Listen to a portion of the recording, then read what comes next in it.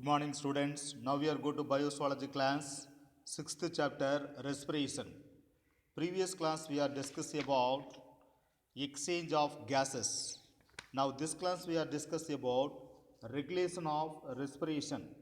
Regulation of respiration. பாடம் 6 சுவாசம். இதற்கு முன்னர் உள்ள வகுப்பில் நாம்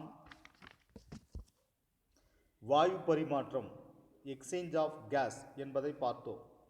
இந்த வகுப்பில் நாம் சுவாசத்தை நெறிப்படுத்துதல் ரெகுலேஷன் ஆஃப் ரெஸ்பிரேஷன் என்பதை பார்ப்போம். Regulation of respiration a specialized respiratory center the present in medulla oblongata of the hindbrain called respiratory rhythm center is the responsible for this regulation regulations. அதாவது பின்மூளை பகுதியான முகுளத்தில் உள்ள சிறப்புத்தன்மை வாய்ந்த சுவாச மையமே ரெஸ்பிரேட்டரி ரிதம் சென்டர். சிறப்புத்தன்மை வாய்ந்த சுவாச மையமே சுவாச சீரியக்க மையமாகும். ரெஸ்பிரேட்டரி ரிதம் சென்டர் சுவாச சீரியக்க மையம் ஆகும். இது சுவாச நிகழ்வுகளை நெறிப்படுத்துகின்றன. It is the responsible for the regulation. இது சுவாச நிகழ்வுகளை நெறிப்படுத்துகின்றன. ரெகுலேஷன்னா நெறிப்படுத்துகின்றன. This is the important for this 2 mark question. What is meant by respiratory rhythm center or define respiratory rhythm center? சுவாச சீரியக்க மையம் விளக்குக. A specialized respiratory center present in the medulla oblongata of the hindbrain called as the respiratory rhythm center is the responsible for their regulation. பின்மூளை பகுதியான முகுளத்தில் உள்ள சிறப்புத்தன்மை வாய்ந்த சுவாச மையமே சுவாச சீரியக்க மையம் respiratory rhythm centre சுவாச சீரியக்க மையமாகும். இது சுவாச நிகழ்வுகளை நெறிப்படுத்துகிறது. It is responsible for this regulation. This is the important for the 2 mark question. Then the pneumotoxic center present in the Bons varoli, the regions of the brain, the moderate the functions of the respiratory rhythm center to ensure the normal breathing. அதாவது மூளையின் பான்ஸ் விரைவெளி பகுதியில் உள்ள மூச்செலுங்கு மையம் pneumotaxic சென்டர்னா மூச்செலுங்கு மையம். இந்த சுவாச சீரியக்க மையத்தின் பணிகளை சீராக்கி இயல்பான சுவாசம் நடைபெறச் செய்கிறது. The pneumotoxic center is the present Bonsworelli regions of the brain, moderate the functions of the respiratory rhythm center to ensure their normal breathing. இயல்பான சுவாசம் நடைபெறச் செய்கிறது. நார்மல் பிரீத்திங்னா இயல்பான சுவாசம் நடைபெறச் செய்கிறது. எது? மூச்சொழுங்கு மையம் நிமோடாக்சிக் சென்டர். மூளையின் பான்ஸ் வெரோலி பகுதியில் உள்ள மூச்சொழுங்கு மையம் நிமோடாக்சிக் சென்டர் சுவாச சீரியக்க மையத்தின் பணிகளை சீராக்கி இயல்பான சுவாசம் நடைபெறச் செய்கிறது. This is the important for this.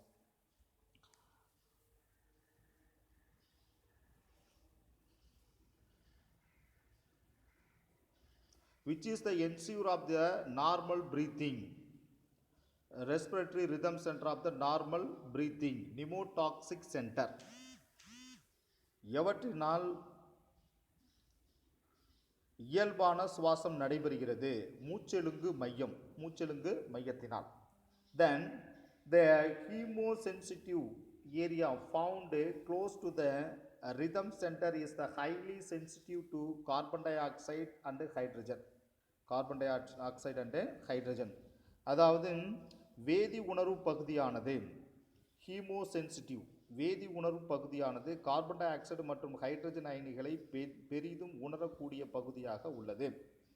The chemosensitive area found close to the rhythm center is highly sensitive to carbon dioxide and hydrogen. highly sensitive to carbon dioxide and hydrogen. வேதி உணர் பகுதியானது கார்பன் டை ஆக்சைடு மற்றும் hydrogen அயனிகளை பெரிதும் உணரக்கூடிய பகுதியாக உள்ளது. And carbon dioxide and hydrogen are eliminated out by the respiratory process. Carbon di oxide மற்றும் ஹைட்ரஜன் அயனி சுவாச நிகழ்வின் போது வெளியேற்றப்படுகின்றன. The receptor associated with the aortic arch and carotid artery send necessary signal to rhythm center for remedial action.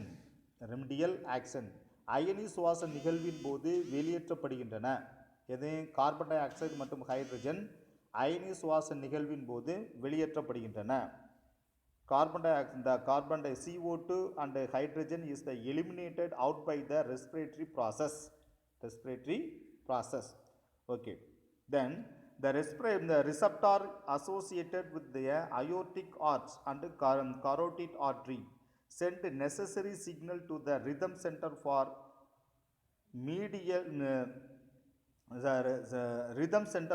remedial action. அதாவது தமனி வளைவு aortic arch தமனி வளைவு மற்றும் தலைத்தமனி கரோட்டிட் ஆர்ட்ரி தலைத்தமனி உள்ள உணர்வேற்பிகள் சுவாச சீரியக்க மையத்திற்கு செய்திகளை அனுப்பி தீர்வுக்கான செயல்களை செய்ய தூண்டுகின்றன. Aortic arch, the receptors associated with the aortic arch and the carotid artery send the necessary signal to the rhythm center for remedial action. அதாவது தமனி வளைவு மற்றும் தலைத்தமனியில் உள்ள உணர்வேற்பிகள் சீரியக்க மையத்திற்கு செய்திகளை அனுப்பி தீர்வுக்கான செயல்களை செய்ய தூண்டுகின்றன. ரெமிடியல் ஆக்ஷன் தீர்வுக்கான செயல்களை செய்ய தூண்டுகின்றன. The role of oxygen is the insignificant in the regulation of respiratory rhythm. இதில் ஆக்சிஜனின் பங்கு சுவாச சீரியக்கத்தில் ரெகுலேஷன் ஆஃப் ரெஸ்பிரேட்டரி ரிதம்னா சுவாச சீரியக்கத்தில் ஆக்சிஜனின் பங்கு குறிப்பிடத்தக்க அளவில் இல்லை. The role of oxygen is insignificant. குறிப்பிடத்தக்க அளவு இல்லை. The insignificant in the regulation of respiratory rhythm. சுவாச சீரியக்கத்தில் ஆக்சிஜனின் பங்கு குறிப்பிடத்தக்க அளவு இல்லை. This is the important for the regulation of respiration. அதாவது சுவாசத்தை நெறிப்படுத்துதலினுடைய முக்கியத்துவம் ஆகும். The next go to the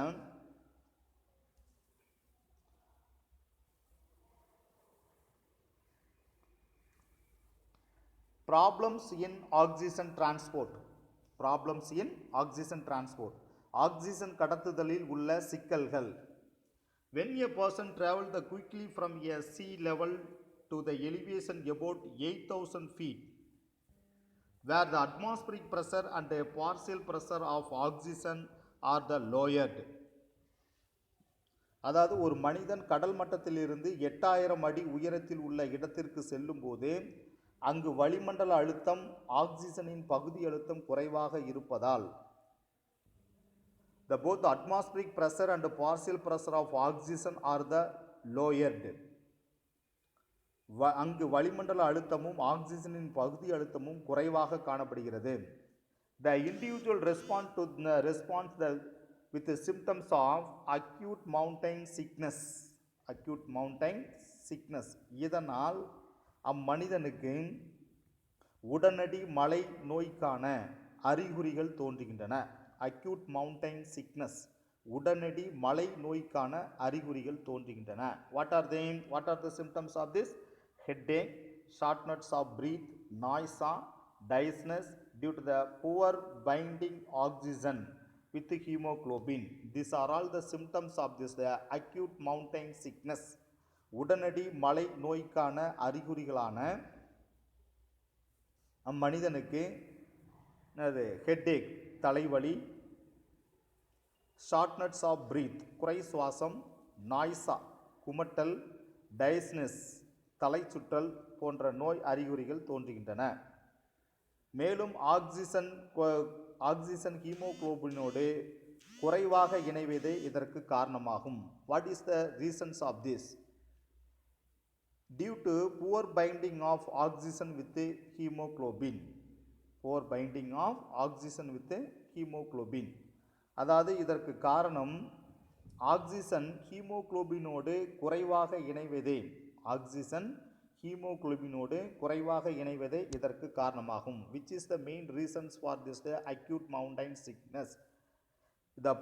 Due to poor binding of oxygen with hemoglobin. உடனடி மாலை நோய்க்கான காரணம் யாவை? ஆக்சிஜன் ஹீமோகுளோபினோடு குறைவாக இணைவதே இதற்கு காரணமாகும். This is the one more question. When the persons move on a long term, the basis to mountain from the sea level is the body being to make the respiratory and hematopoietic adjustment. Make respiratory and hematopoietic adjustment. அதாவது அதே இடத்தில் நீண்ட காலம் வாழக்கூடிய சூழலில் அதற்கேற்ப சுவாசமும் இரத்த சிவப்பணு உருவாக்கமும் சரி செய்யப்படுகின்றன.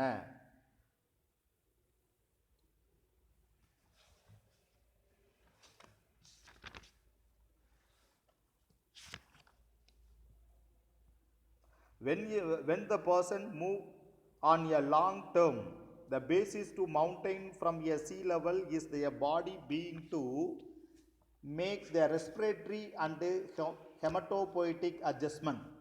Respiratory and hematopoietic adjustment. அதாவது இவன் அதே இடத்தில் நீண்ட காலம் வாழக்கூடிய சூழலில் அதற்கேற்ப சுவாசமும் இரத்த சிவப்பணு உருவாக்கமும். மேக் த ரெஸ்பிரேட்டரி சுவாசமும் ஹெமட்டோபோய்டிக் அட்ஜஸ்ட்மெண்ட் இரத்த சிவப்பணு உருவாக்கமும் சரி செய்யப்படுகின்றன. To overcome this situation, the kidney accelerate the production of this hormone erythropoietin, which stimulate the bone marrow to produce the more RBC.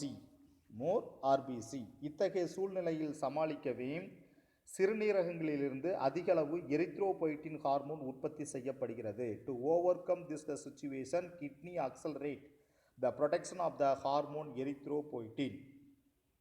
இத்தகைய சூழலை சமாளிக்கவே சிறுநீரகங்களிலிருந்து அதிக அளவு எரித்ரோபொய்டின் ஹார்மோன் உற்பத்தி செய்யப்படுகிறது. Which stimulate the bone marrow to produce more RBCs. இந்த hormone எலும்பு மஜ்ஜையை தூண்டி அதிக இரத்த சிவப்பணுக்களை உற்பத்தி செய்கிறது. This is the importance of this. When a person descends deep into the sea, the person in the surrounding water the increase, which causes the lungs to decrease the volume. அதே போன்று ஒரு மனிதன் கடலின் ஆழத்திற்கு செல்லும் போது அம்மனிதனை சூழ்ந்துள்ள நீரின் அழுத்தம் அதிகரிப்பதின் காரணமாக நுரையீரலினுடைய கொள்ளளவு குறைகிறது. Decrease in volume. When a person descend deep into the sea, ஒரு மனிதன் கடலில் ஆழத்திற்குள் செல்லும் போது the pressure in the surrounding water is the increase, which causes the lung to decrease in the volume. அம்மனிதனை சூழ்ந்துள்ள நீரின் அழுத்தம் அதிகரிப்பதின் காரணமாக நுரையீரலின் கொள்ளளவு குறைகிறது. This decrease the volume, increase the partial pressure of the gases within the lungs. இந்த குறைவினால் நுரையீரலுக்குள் உள்ள வாயுக்களின் பகுதி அழுத்தம் அதிகரிக்கிறது. இதனால் அதிக அளவு ஆக்சிஜன் இரத்த ஓட்டத்தில் கலக்கிறது. This effect can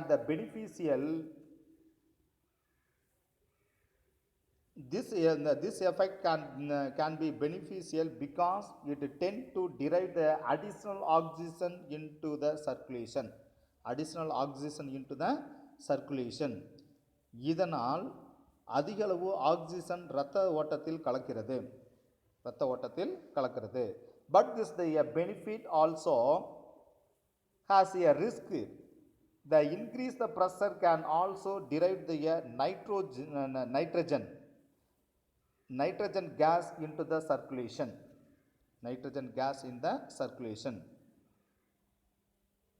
But this the benefit எது the additional oxygen into the circulation, but this benefit also has a risk.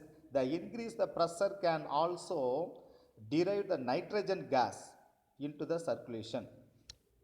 அதாவது இது ஒரு பயனுள்ள விளைவாக இருப்பதாக காணப்பட்டாலும், இதனால் அதிகளவு ஆக்சிஜன் இரத்த ஓட்டத்தில் கலக்கிறது. இது ஒரு பயனுள்ள விளைவாக கருதப்பட்டாலும் இன்னொரு வகையில் ஆபத்தானது. இன்னொரு வகையில் அது ஆபத்தானது. ஏனெனில் இந்நிகழ்வினால் நைட்ரஜன் வாயுவும் அதிக அளவில் இரத்தத்தில் கலப்பதால் நைட்ரஜன் நார்கோசிஸ் என்னும் நிலை உருவாகிறது. The increase the pressure can also derive the nitrogen gas into the circulation. This increase the blood nitrogen content can lead to a condition is called as the nitrogen narcosis. ஏனெனில் இந்நிகழ்வினால் nitrogen வாயுவும் அதிக அளவில் இரத்தத்தில் கலப்பதால் nitrogen நார்கோசிஸ் என்னும் நிலை உருவாகிறது. is called as the nitrogen narcosis.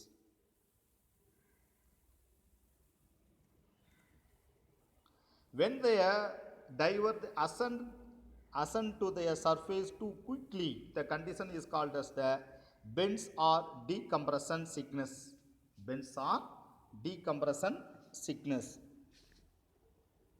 கடலின் ஆழத்திலிருந்து உடனடியாக மேலெழும்பி மேற்பரப்பிற்கு வரும்பொழுது அம்மனிதனுக்கு அழுத்த மீட்சி நோய்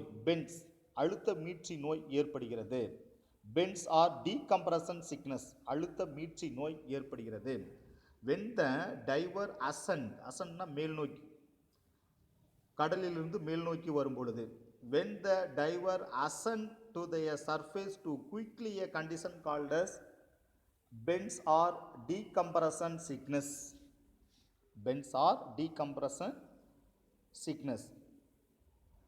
கடலின் ஆழத்திலிருந்து உடனடியாக மேலெழும்பி மேற்பரப்பிற்கு வரும் பொழுது அம்மனிதனுக்கு அழுத்த மீட்சி நோய் ஏற்படுகிறது. Occurs and nitrogen comes out of the solution while still in the blood forming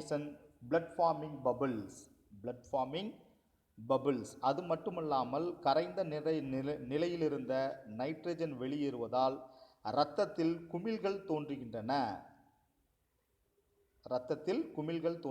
Occurs and nitrogen come out of solution while still in the blood forming bubbles.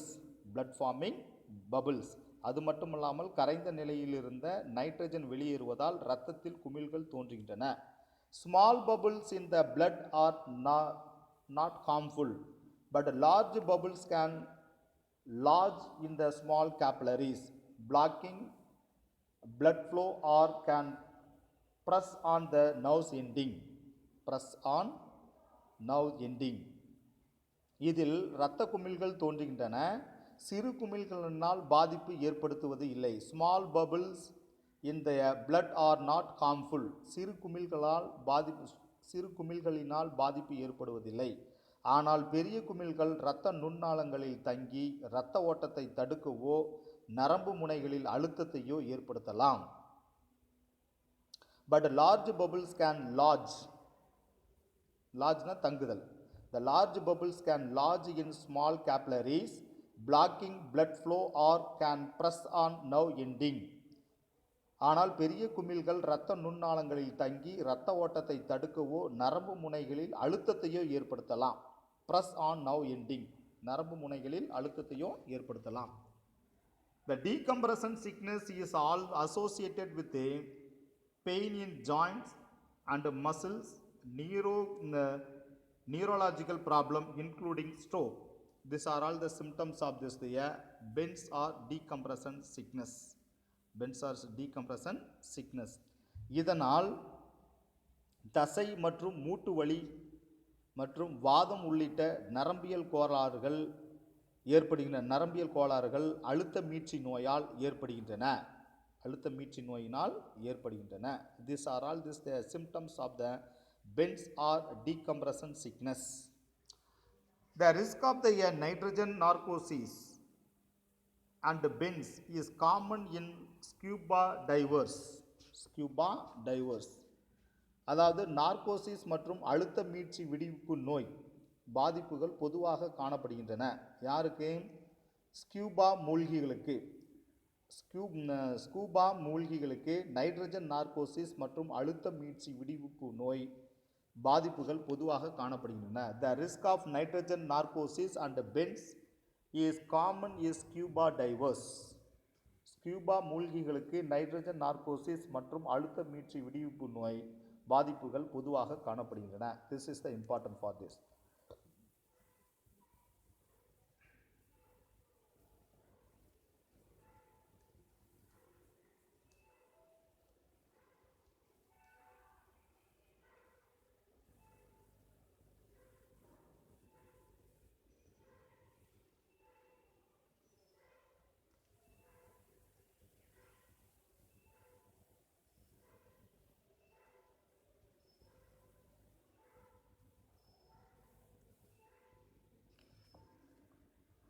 During carbon dioxide poisoning, the demand for oxygen increases.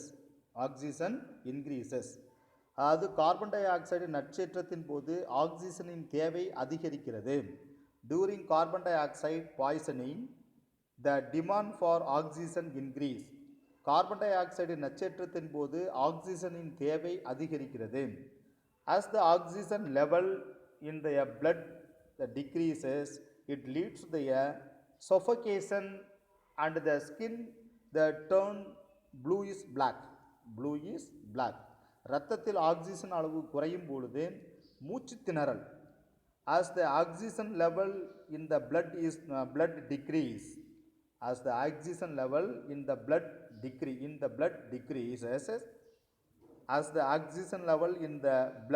decreases, it leads to suffocation மூச்சு திணறல், suffocation and the skin turn bluish black. இரத்தத்தில் oxygen அளவு குறையும் பொழுது மூச்சு திணறல் ஏற்பட்டு தோல் கருநீல நிறமாக காணப்படுகிறது. ப்ளூயிஷ் பிளாக்னா தோல் கருநீல நிறமாக காணப்படுகிறது. These are all the importance of this. The next go to the disorder of the respiratory system. Disorder of the respiratory system. சுவாச மண்டல கோளாறுகள். The respiratory system is highly affected by the environmental, occupational, personal and social factors. சுற்றுச்சூழல், தொழில், தனிமனித மற்றும் சமுதாய காரணிகளால். Respiratory system is affected by environmental, சுற்றுச்சூழல், occupational, தொழில், personal, தனிமனித and social factor, சமூக காரணிகளால் நம் சுவாச மண்டலம் கடுமையாக பாதிக்கப்படுகிறது. The respiratory system is highly affected by this environmental, occupational, personal and social factor. கடுமையாக பாதிக்கிறது சுவாச மண்டலம். This factor may be the responsible for this the number of respiratory disorder. Some of the disorder are discussed here. அதாவது இதனால் மனிதனில் காணப்படும் பல வகை சுவாச கோளாறுகளும் இக்காரணிகளே காரணமாகும். சுவாச மண்டல குறைபாடுகளில் ஒரு சில பார்ப்போம். The first one is the asthma. The asthma, it is characterized by the narrowing and inflammation of the bronchi and bronchioles and difficulty in breathing. ஆஸ்துமாவால் பாதிக்கப்பட்டவர்களின் மூச்சுக்கிளை குழல் மற்றும் மூச்சுக்கிளை நுண்குழல்கள் குறுகி உட்சுவர் வீக்கத்துடன் காணப்படும். இதனால் சுவாசிப்பது கடினமாகிறது. Difficulty in breathing, சுவாசிப்பது கடினமாகிறது. The common allergen for the asthma: dust, drugs, pollen grain, certain food items like the fish, prawn and certain fruits, etc. These are all the common allergens. பொதுவாக தூசு, மருந்து பொருட்கள், மகரந்த துகள்கள், சில வகை உணவுப் பொருட்களான மீன்கள், இறால் மற்றும் சில பழங்கள் போன்றவைகள் ஆஸ்துமாவை ஏற்படுத்தக்கூடியதாகும். ஒவ்வாமை ஊக்கிகள், அலர்ஜென்ஸ், ஒவ்வாமை ஊக்கிகள் எனப்படுகிறது, allergens. The next one is the emphysema. Next one is the emphysema. நுரையீரல் அடைப்பு. எம்பசைமானா நுரையீரல் அடைப்பு. The emphysema is the chronic breathlessness that caused by the gradual breakdown of the thin wall of the alveoli. Thin wall of the alveoli and decreasing their total surface areas of gas exchanges. எம்பசைமா என்பது நாள்பட்ட மூச்சுவிட திணறுகின்ற நிலையை குறிக்கும். The chronic breathlessness அப்படின்னா நாள்பட்ட மூச்சுவிட திணறுகின்ற நிலையை குறிக்கும். The emphysema is the chronic breathlessness. எம்பசைமா என்பது நாள்பட்ட மூச்சுவிட திணறுகின்ற நிலையை குறிக்கும். And caused by this the gradual breakdown of the thin wall of the alveoli. காற்று நுண்ணறைகளின் மெல்லிய சுவர் கொஞ்சம் கொஞ்சமாய் சிதைந்து வாயு பரிமாற்றத்திற்கான சுவாச பரப்பு குறைவதன் காரணமாக இந்த நோய் ஏற்படுகிறது. The caused by the gradual breakdown of the thin wall of the alveoli, decreasing the total surface area of the gas exchanges. இதனால் வாயு பரிமாற்றத்திற்கான சுவாச பரப்பு குறைவதன் காரணமாக இந்த நோய் ஏற்படுகிறது. காற்று நுண்ணறைகளில் மெல்லிய சுவர் கொஞ்சம் கொஞ்சமாக சிதைந்து வாயு பரிமாற்றத்திற்கான சுவாச பரப்பு குறைவதன் காரணமாக இந்த நோய் ஏற்படுகிறது. Example, the widening of this the alveoli called the emphysema. அதாவது காற்று நுண்ணறைகள் அகலப்படுதலே, வைடனிங்னா அகலப்படுதலே எம்பசைமா எனப்படுகிறது.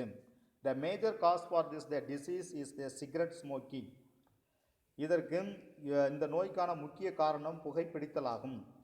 which reduce the respiratory surface of the alveolar wall. ஏனெனில் இந்த பழக்கம் காற்று நுண்ணறைகளின் சுவரின் சுவாச பரப்பை குறைத்துவிடும். which reduce the respiratory surface of the alveolar wall. காற்று நுண்ணறைகளின் சுவரின் சுவாச பரப்பை இது குறைத்துவிடும். எது? இந்த பழக்கம், புகைப்பிடித்தல் பழக்கம் காற்று நுண்ணறைகளின் சுவரின் சுவாச பரப்பை குறைத்து விடுகிறது.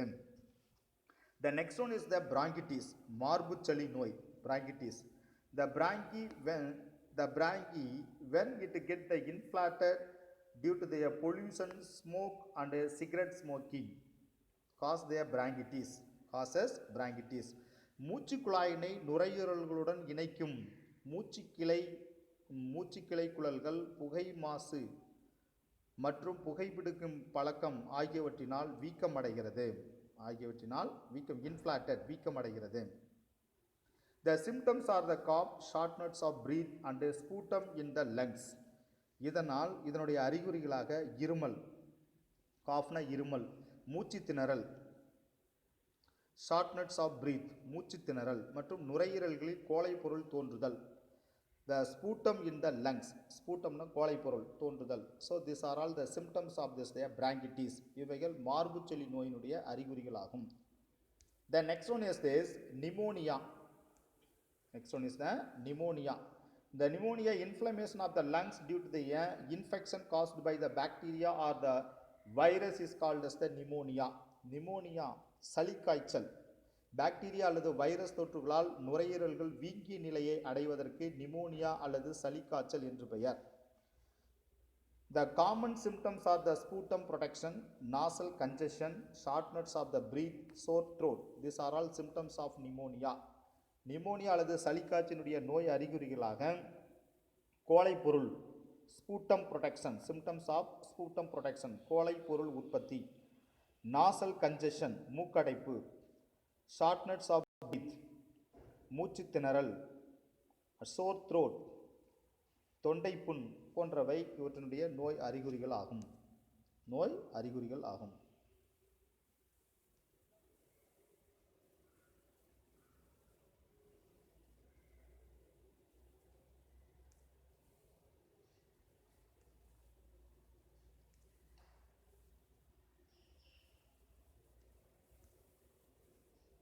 The next one is the tuberculosis, காசநோய். The tuberculosis is the caused by Mycobacterium tuberculosis. This infection mainly occur in the lungs and bones. Lungs and bones. Mycobacterium tuberculosis என்னும் பாக்டீரியத்தால் இந்த நோய் மனிதனுக்கு ஏற்படுகிறது. இந்த நோய் தொற்று நுரையீரல்கள் மற்றும் எலும்புகளை பாதிக்கும். The collection of fluid between the lungs and the chest wall is the main complication of this disease. மார்பறைக்கும் நுரையீரலுக்கும் இடையே திரவம் சேர்வது இந்த நோயால் ஏற்படும் முக்கிய பாதிப்பாகும். The next one is the occupational respiratory disorder, தொழில் சார்ந்த சுவாச குறைபாடுகள்.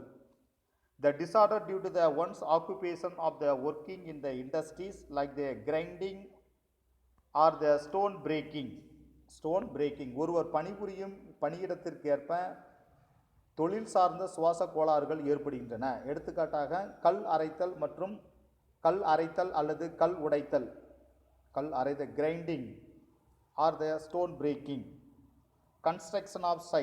கன்ஸ்ட்ரக்ஷன் சைட் கட்டுமான தளங்கள். காட்டன் இண்டஸ்ட்ரீஸ் பருத்தி ஆலைகளில் பணிபுரிதல், cotton industries. Due to the produce they affect the respiratory tract. அங்கு வெளியாகும் தூசு பொருட்கள் சுவாச பாதையை பாதிக்கின்றன. தூசு பொருட்கள் the dust produce the affect the respiratory tract. அங்கு வெளியாகும் தூசு பொருட்கள் சுவாச பாதையை பாதிக்கின்றன. Then the long exposure can give rise to the inflammation leading to the fibrosis. நீண்ட நாட்கள் இப்பொருட்களை சுவாசிக்க நேரிடும் போது நுரையீரல் வீக்கம் ஏற்பட்டு நாரிழை கட்டிகள் தோன்றுகின்றன. ஃபைப்ரோசிஸ், நாரிழை கட்டி தோன்றுகின்றன. How to formation of this the fibrosis? Occupational respiratory disorder. The person is the working the industry, this is the grinding or the stone breaking, the construction site, the cotton industries, etc. Dust is produced to affect the respiratory tract. The long exposure can give the rise to the inflammation of leading to the fibrosis. This is the main reason. Fibrosis, நாரிழை கட்டிகள் தோன்றுகின்றன. ஒருவர் பணிபுரியும் பணியிடத்திற்கேற்ப தொழில் சார்ந்த சுவாச கோளாறுகள் ஏற்படுகின்றன. கல் அரைத்தல், கல் உடைத்தல், கட்டுமான தளங்கள் மற்றும் பருத்தி ஆலைகளில் பணிபுரிவோருக்கு அங்கு வெளியாகும் தூசு பொருட்கள் சுவாச பாதையை அடைக்கின்றன. நீண்ட நாட்கள் பொருட்களை சுவாசிக்க நேரிடும் பொழுது நுரையீரலில் வீக்கம் ஏற்பட்டு நாரிழை கட்டிகள், அதாவது ஃபைப்ரோசிஸ் ஏற்படுகின்றன. Then the silicosis and the asbestosis are the occupational respiratory disease. The result from this the inhalation of particles of the silica from the sand grinding and the asbestos into the respiratory tract. அதாவது silicosis மற்றும் ஆஸ்பெட்டோசிஸ் என்ற தொழில் சார்ந்த சுவாச நோய்கள் தோன்றுகின்றன. எதனால் தோன்றுகின்றன? இந்நோய் இந்த நுரையீரல்களை மிகவும் இந்நோய்கள் நுரையீரல்களை மிகவும் கடுமையாக சேதப்படுத்தும். மணல் அரைத்தல் சாண்ட் கிரைண்டிங், மணல் அரைத்தல் மற்றும் கல்நார் நிறுவனங்களில் பணிபுரிவோர். ஆஸ்பெட்டோஸ்னா கல்நார் நிறுவனங்களில் பணிபுரிவோர். சிலிக்காவை தொடர்ந்து சுவாசிப்பதால்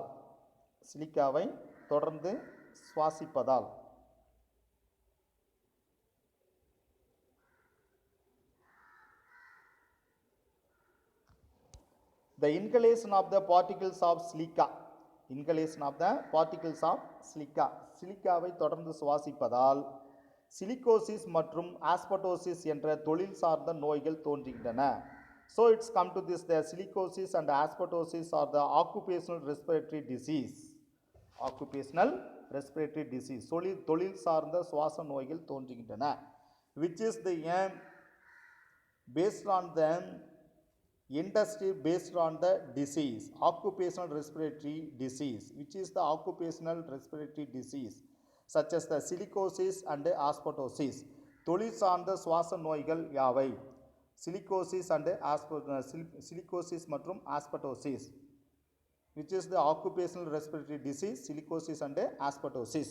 தொழில் சார்ந்த சுவாச நோய்களான சிலிகோசிஸ் மற்றும் ஆஸ்பெட்டோசிஸ் நோய்கள் தோன்றுகின்றன.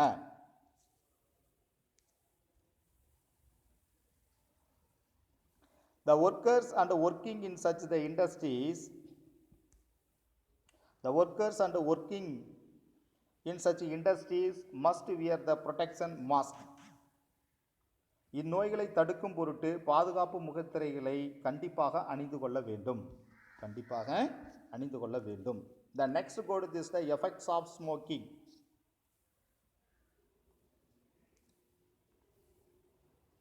Effects of smoking.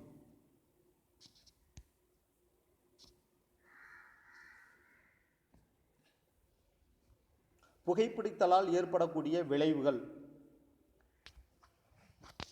Today, due to the curiosity, excitement, or the adventure youngster, they start to smoke and the later get the addicted to smoking. இன்றைய இளைஞர்கள் ஆர்வ கோளாறினால் சாகசங்கள் செய்வதாய் நினைத்து விளையாட்டுத்தனமாய் புகைப்பிடிக்க தொடங்கி இறுதியில் மீள முடியாத போதைக்கு அடிமையாகி விடுகின்றனர். The research says that about 80% of lung cancer is due to the cigarette smoking. 80% நுரையீரல் புற்றுநோய் புகைப்பிடித்ததால் மட்டுமே ஏற்படுகிறது என்று ஆராய்ச்சி முடிவுகள் தெரிவிக்கின்றன. The smoking is the inhalation, the smoke from the burning tobacco.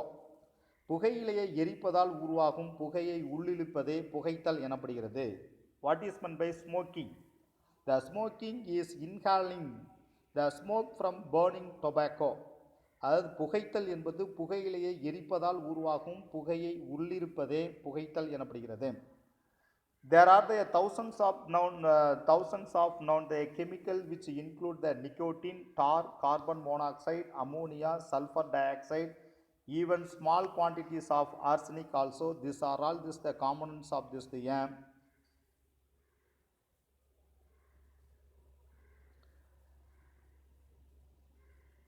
These are all the components of this tobacco. புகையிலையில் ஆயிரக்கணக்கான தீங்கு தரும் வேதிப்பொருட்கள் கலந்துள்ளன. எடுத்துக்காட்டாக nicotine,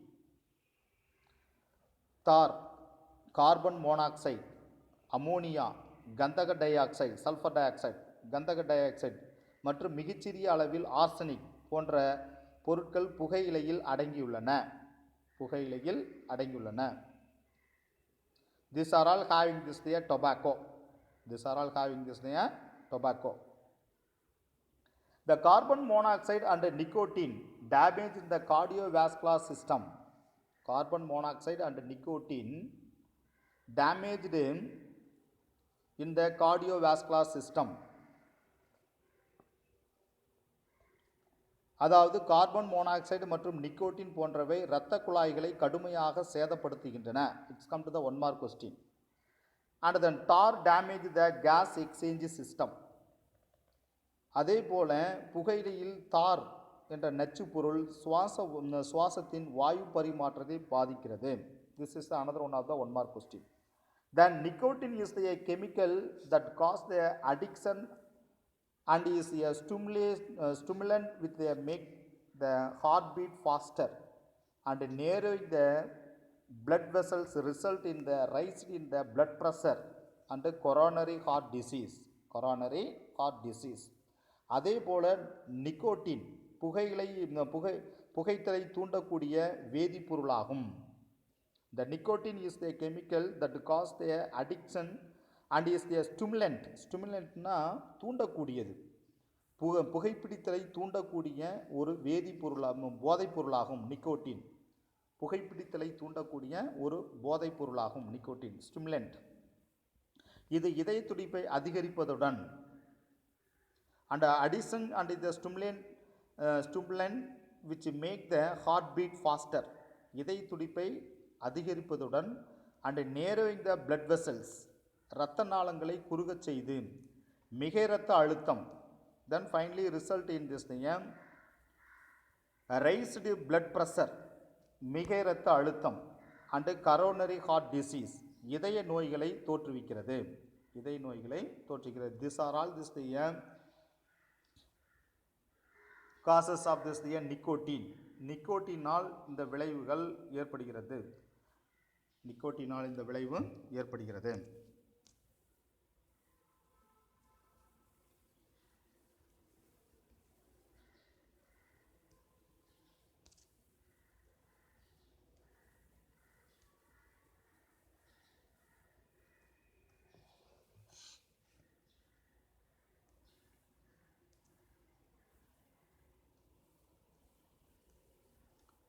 The presence of carbon monoxide reduce the oxygen supply. Oxygen supply. அதே போன்று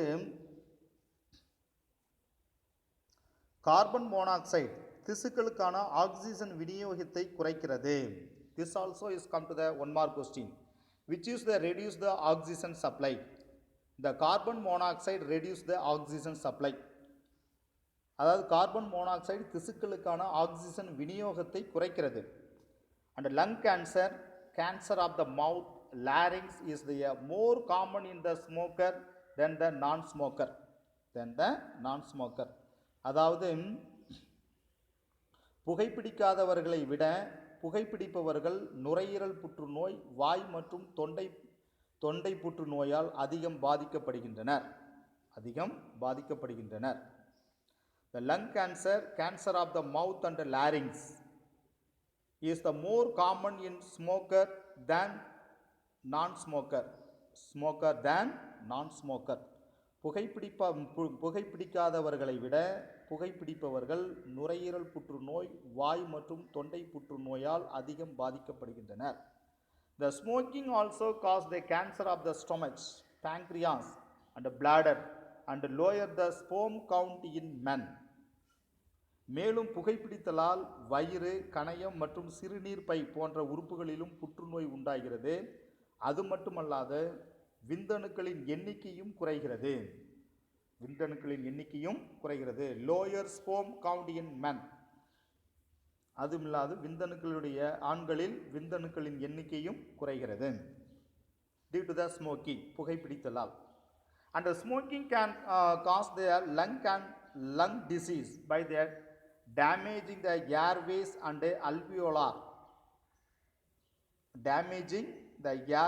alveoli. And result in emphysema and chronic bronchitis. புகைப்பிடித்தல் சுவாசப்பாதை மற்றும் காற்றுப்பைகளையும் சிதைப்பதால் நுரையீரல் அடைப்பு மற்றும் நாள்பட்ட மார்பு சளி நோய் ஆகியவற்றை உண்டாக்கும்.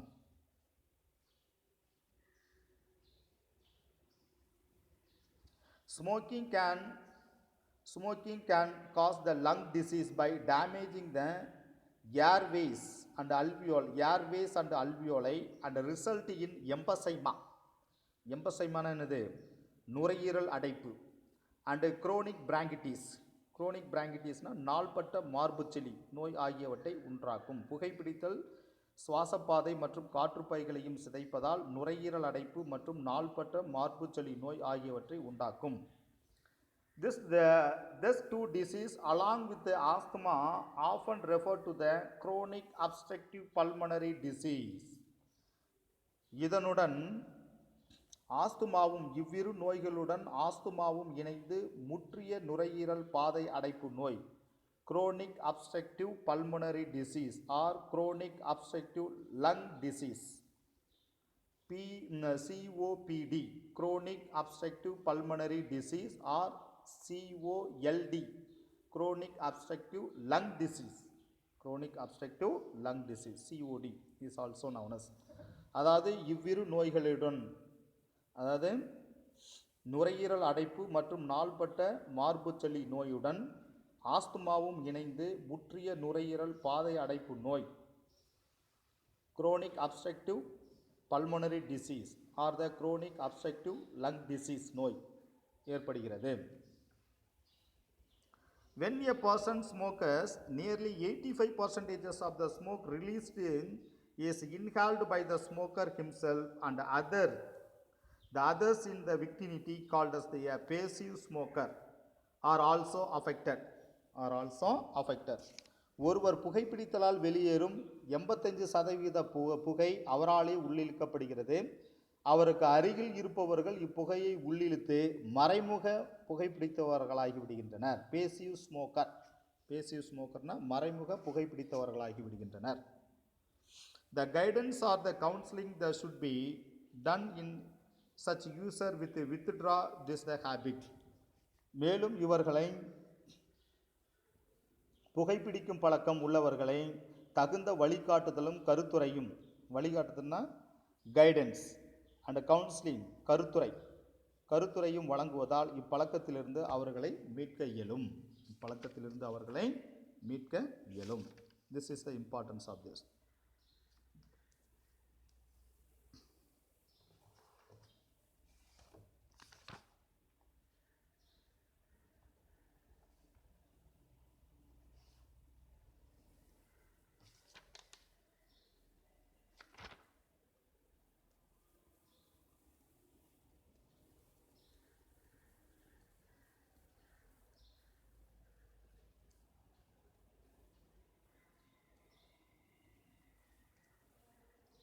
Particulate matter.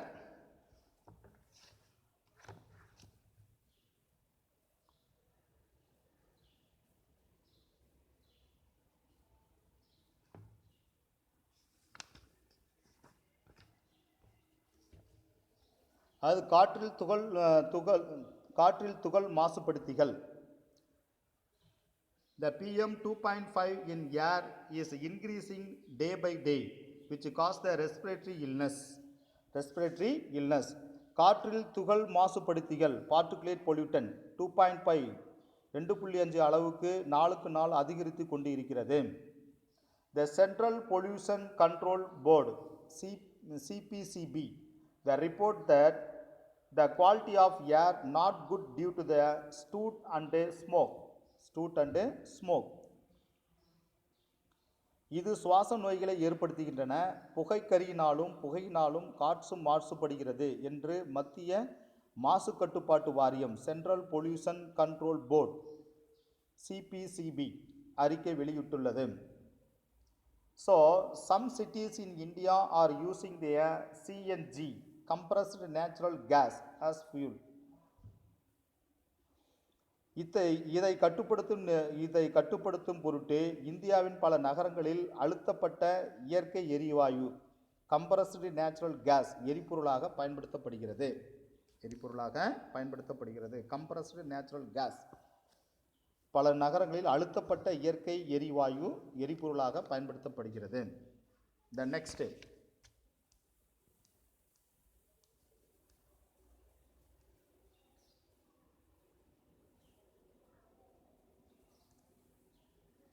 the allergy, ஒவ்வாமை. Allergy is caused by the allergen. When we enter the polluted area, immediately we start the sneezing and coughing. ஒவ்வாமை அலர்ஜி. ஒவ்வாமை ஏற்பட காரணம் ஒவ்வாமை ஊக்கிகள் அலர்ஜன் ஆகும். ஒரு மாசு நிறைந்த பகுதிக்குள் நுழைந்தவுடன் தும்மலும் இருமலும் மாறி மாறி தோன்றும்.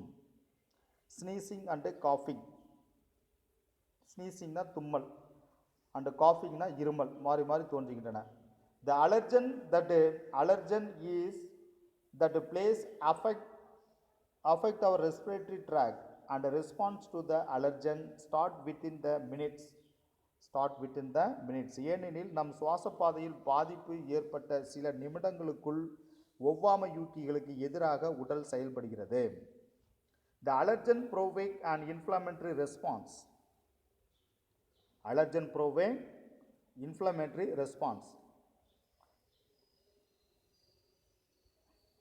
வீக்கத்தை ஒவ்வாமை ஊக்கிகள் தூண்டுகின்றன. Allergen provoke the inflammatory response. வீக்கத்தை ஒவ்வாமை ஊக்கிகள் தூண்டுகின்றன. A common manifestation of allergy is asthma. Asthma சாதாரணமாக வெளிப்படும் ஒவ்வாமையாகும். Now go to the Tamil medium students.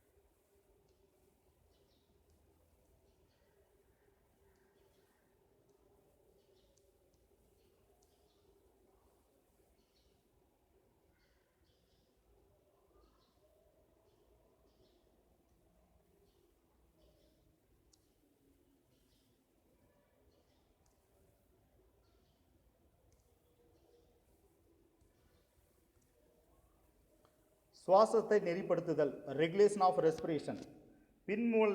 பின்மூளை பகுதியான முகுளத்தில் உள்ள சிறப்புத்தன்மை வாய்ந்த சுவாச மையமே சுவாச சீரியக்க மையமாகும்.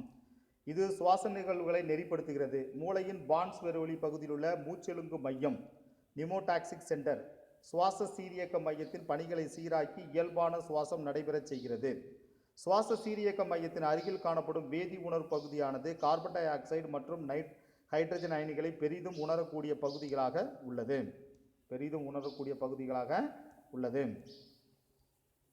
கார்பன் டை ஆக்சைடு மற்றும் ஹைட்ரஜன் அயனி சுவாச நிகழ்வின் போது வெளியேற்றப்படுகின்ற தமனி வளைவு மற்றும் தலைத்தமனியின் உள்ள உணர்வேற்பிகள் சுவாச சீரியக்க மையத்திற்கு செய்திகளை அனுப்பி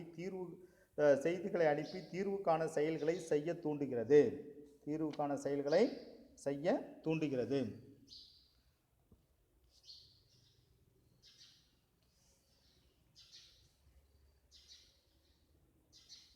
சுவாச சீரியக்கத்தில் ஆக்சிஜனின் பங்கு குறிப்பிடத்தக்க அளவு இல்லை. அடுத்து ஆக்சிஜன் கடத்தலில் உள்ள சிக்கல்கள். ஒரு மனிதன் கடல் மட்டத்திலிருந்து 8000 அடி உயரத்தில் உள்ள இடத்திற்கு செல்லும் போது அங்கு வளிமண்டல அழுத்தமும் ஆக்சிஜன் பகுதி அழுத்தமும் குறைவாக இருப்பதால் அம்மனிதனுக்கு தலைவலி, குறை சுவாசம், குமட்டல் மற்றும் தலைச்சுற்றல் போன்ற உடனடி மலை நோய்க்கான அறிகுறிகள் தோன்றுகின்றன.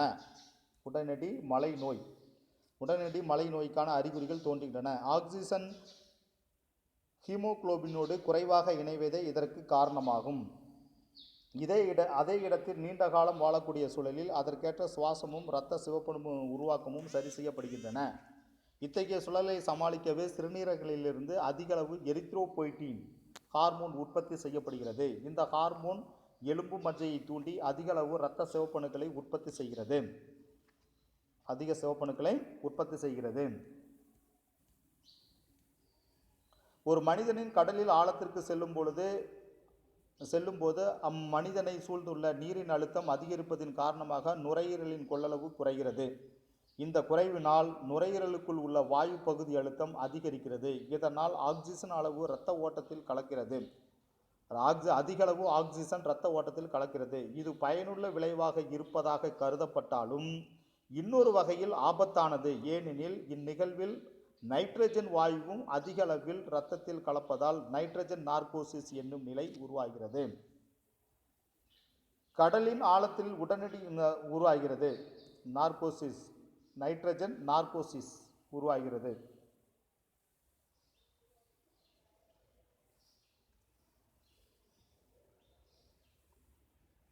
அதேபோன்று கடலின் ஆழத்திலிருந்து உடனடியாக மேலெலும்பி மேற்பரப்பிற்கு வரும்பொழுது அம்மனிதனுக்கு அழுத்த மீட்சி நோய் தோன்றுகிறது. கடலில் செல்லும் பொழுது உள்ளார ஆழத்திற்கு செல்லும் பொழுது நைட்ரஜன் நார்கோசிஸ் என்னும் நோய் தோன்றுகிறது. அதே கடலில் இருந்து மேலெலும்பி மேற்பரப்பிற்கு வரும் பொழுது அம்மனிதனுக்கு அழுத்த மீட்சி நோய் ஏற்படுகிறது. அது மட்டுமல்லாமல் கரைந்த நிலையில் இருந்த நைட்ரஜன் வெளியேறுவதால் இரத்தத்தில் குமிழ்கள் தோன்றுகின்றன. இந்த சிறு குமிழ்களினால் பாதிப்பில்லை. ஆனால் பெரிய குமிழ்கள் இரத்த நுண்ணாளங்களில் தங்கி இரத்த ஓட்டத்தை தடுக்கவோ நரம்பு முனைகளில் அழுத்தத்தையோ ஏற்படுத்தலாம். தசை மற்றும் மூட்டு வலி மற்றும் வாதம் போன்ற நரம்பியல் கோளாறுகள் ஏற்படுகின்றன. இது அழுத்த மீட்சி நோயினால் ஏற்படுகிறது. அப்போ ஒரு மனிதன் கடலின் ஆழப்பகுதிக்கு செல்லும் பொழுது அதனால் வரக்கூடிய நோய் நைட்ரஜன் நார்கோசிஸ் எனப்படுகிறது. அதே கடலின் ஆழத்திலிருந்து மேல் நோக்கி வெளியிலே வரும் பொழுது அவனுக்கு வரக்கூடிய நோய் அழுத்த மீட்சி நோய் என்று அழைக்கப்படுகிறது. இந்த நைட்ரஜன் நார்கோசிஸ் மற்றும் அழுத்த மீட்சி நோய், இந்த இரண்டு நோய்களும் ஸ்கூபா மூழ்கிகளுக்கு இந்த நைட்ரஜன் நார்கோசிஸ் மற்றும் அழுத்த மீட்சி விடுவிப்பு நோய் ஆகிய பாதிப்புகள் பொதுவாக காணப்படுகின்றன.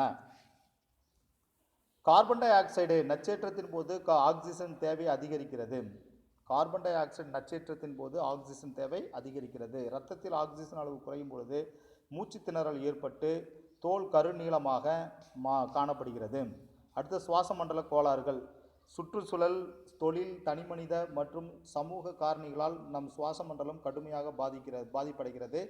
மனிதனில் காணப்படும் பல வகை சுவாச கோளாறுகளும் இக்காரணிகளை மனிதனில் காணப்படுகின்ற பல வகை சுவாச கோளாறுகளுக்கும் இக்காரணிகளே காரணமாகும். சுவாச மண்டல குறைபாடுகளில் ஒரு சில இங்கே கீழே விளக்கப்பட்டுள்ளது. முதலில் ஆஸ்துமா. ஆஸ்துமாவால் பாதிக்கப்பட்டவர்களில் மூச்சு கிளைக்குழல் மற்றும் மூச்சுக்கிளை நுண்குழல்கள் குறுகி உட்சுவர் வீக்கத்துடன் காணப்படும். இதனால் சுவாசிப்பது கடினமாகிறது. தூசு, மருந்து பொருட்கள், மகரந்த துகள்கள், சில வகை உணவுப் பொருட்களான மீன்கள், இறால்கள் மற்றும் சில பழங்கள் போன்றவை ஆஸ்துமாவை ஏற்படுத்தக்கூடிய ஒவ்வாமை ஊக்கிகளாகும். அலர்ஜன். எம்பசைமா, நுரையீரல் அடைப்பு. எம்பசைமா என்பது நாள்பட்ட மூச்சுவிட திணறுகின்ற நிலையை குறிக்கும். காற்று நுண்ணறைகளில் மெல்லிய சுவர் கொஞ்சம் கொஞ்சமாக சிதைந்து வாயு பரிமாற்றத்திற்கான சுவாச பரப்பு குறைவதன் காரணமாக இந்நோய் ஏற்படுகிறது. அதாவது காற்று நுண்ணறைகள் அகலப்படுதலே எம்பசைமா எனப்படுகிறது. இந்நோய்க்கான முக்கிய காரணம் புகைப்பிடித்தல் ஆகும். ஏனெனில் இப்பழக்கம் காற்று நுண்ணறைகளில் சுவரின் சுவாச பரப்பை குறைத்து விடுகிறது. மார்புச்சளி நோய், பிராங்கிட்டிஸ். மூச்சுக்குழாயினை நுரையீரலுடன் இணைக்கும் மூச்சு கிளைக்குழல் புகை மாசுபாடு மற்றும் புகைப்பிடிக்கும் பழக்கம் ஆகியவற்றினால் வீக்கமடைகிறது. மார்புச்சளி நோயின் அறிகுறிகளாக இருமல், மூச்சு திணறல், நுரையீரலின் கோழைப்பொருள் தோன்றுதல் ஆகியவை கூறலாம். நிமோனியா, சளி காய்ச்சல். பாக்டீரியா அல்லது வைரஸ் தொற்றுகளால் நுரையீரல் வீங்கிய நிலையை அடைவதற்கு நிமோனியா அல்லது சளி காய்ச்சல் என்று பெயர். கோழைப் பொருட்கள் ஸ்பூட்டம் உற்பத்தி, மூக்கடைப்பு, மூச்சு திணறல், தொண்டைப்புண் போன்ற இதனுடைய அறிகுறிகளாகும். அடுத்து காசநோய், டியூபர்குலோசிஸ். மைக்கோபாக்டீரியம் டியூபர்குலே என்னும்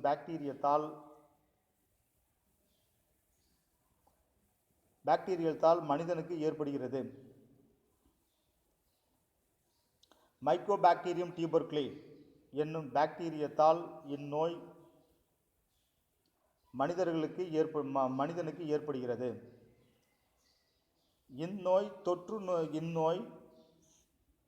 இந்நோய் தொற்று நுரையீரல் மற்றும் எலும்புகளை பாதிக்கும்.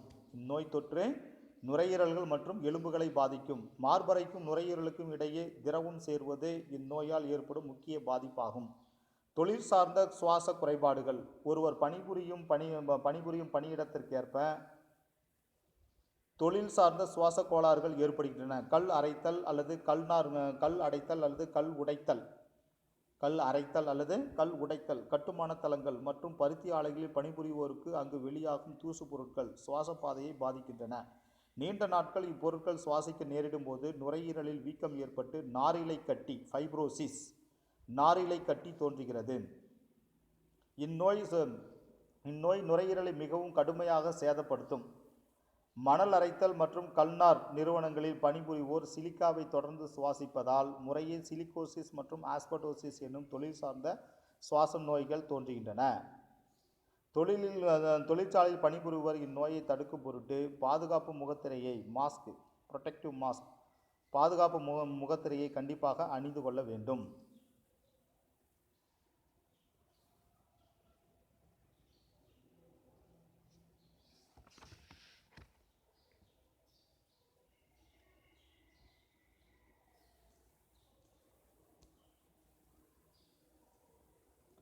அடுத்து புகைப்பிடித்தலால் ஏற்படும் தீய விளைவுகள்.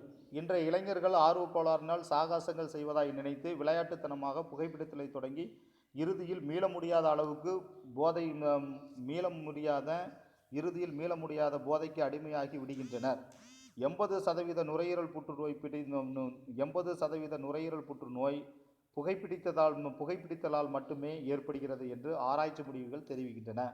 புகையிலையை எரிப்பதால் உருவாகும் புகையை உள்ளிருப்பதே புகைத்தல் எனப்படுகிறது. புகைப்பிடித்தலால் வெளியாகும் புகையில் ஆயிரக்கணக்கான தீங்கு தரும் வேதிப்பொருட்கள் கலந்துள்ளன. எடுத்துக்காட்டாக நிக்கோட்டின், தார், கார்பன் மோனாக்சைடு, அமோனியா, கந்தக டை ஆக்சைடு மற்றும் மிகச்சிறிய அளவில் ஆர்சனிக் போன்ற பொருட்கள் இப்புகையிலையில் அடங்கியுள்ளன. கார்பன் மோனாக்சைடு மற்றும் நிக்கோட்டின் போன்ற இரத்த குழாய்களை கடுமையாக சேதப்படுத்துகின்றன. கார்பன் மோனாக்சைடு மற்றும் நிக்கோட்டின் போன்றவை இரத்த குழாய்களை மிக கடுமையாக சேதப்படுத்துகின்றன. புகையிலை தார் நச்சு பொருள் சுவாசத்தின் வாயு பரிமாற்றத்தை பாதிக்கிறது. நிக்கோட்டின் புகைத்தலை தூண்டக்கூடிய போதைப் பொருளாகும். இது இதய துடிப்பை அதிகரிப்பதுடன் இரத்த நாளங்களை குறுகச் செய்து மிகை இரத்த அழுத்தம் மற்றும் இரத்த நோயை, கரோனரி ஹார்ட் டிசீஸ், இதய நோயை தோற்றுவிக்கிறது. ஆக்சிஜன் விநியோகத்தை குறைக்கிறது. புகைப்பிடிக்காதவர்களை விட புகைப்பிடிப்பவர்கள் நுரையீரல் புற்றுநோய், வாய் மற்றும் தொண்டை புற்றுநோயால் அதிகம் பாதிக்கப்படுகின்றனர். மேலும் புகைப்பிடித்தலால் வயிறு, கணையம் மற்றும் சிறுநீர் பை போன்ற உறுப்புகளில் புற்றுநோய் உண்டாகிறது. அது மட்டுமல்லாது ஆண்களில் விந்தணுக்கள் எண்ணிக்கையும் குறைகிறது. புகைப்பிடித்தல் சுவாசப்பாதை மற்றும் காற்றுப்பைகளையும் சிதைப்பதால் நுரையீரல் அடைப்பு மற்றும் நாள்பட்ட மார்புசளி நோய் ஆகியவற்றை உண்டாக்கும்.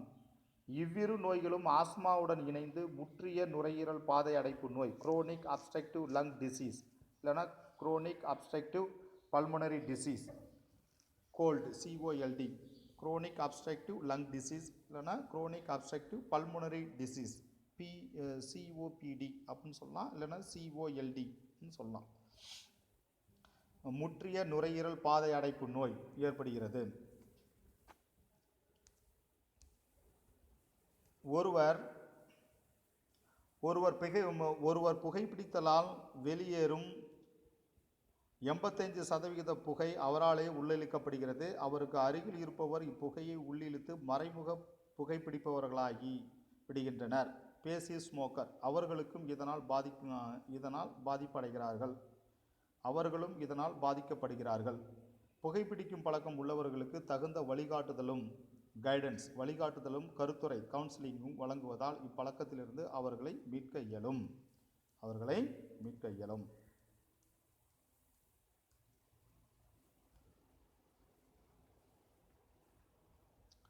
காற்றில் தூசு மாசுபடுத்திகள் பார்ட்டிகுலேட் பொல்யூட்டன் 2.5 அளவுக்கு நாளுக்கு நாள் அதிகரித்து கொண்டிருக்கிறது. இது சுவாச நோய்களை ஏற்படுத்துகின்றன. புகையினாலும் காற்று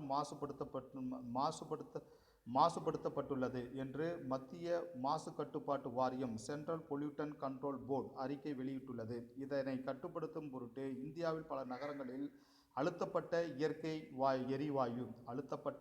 இயற்கை எரிவாயு கம்ப்ரஸ்டு நேச்சுரல் கேஸ் எரிபொருளாக பயன்படுத்தப்படுகிறது.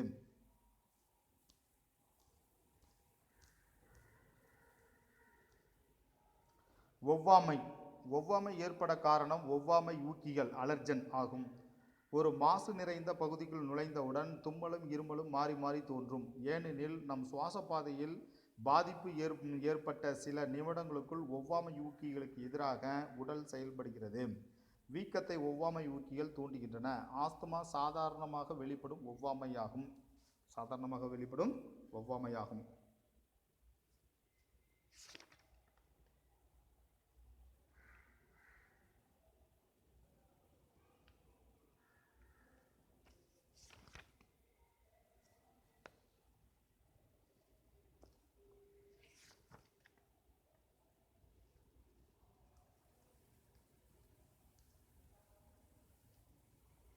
So this lesson have the finished. The next class we can go to the next lesson. Thank you.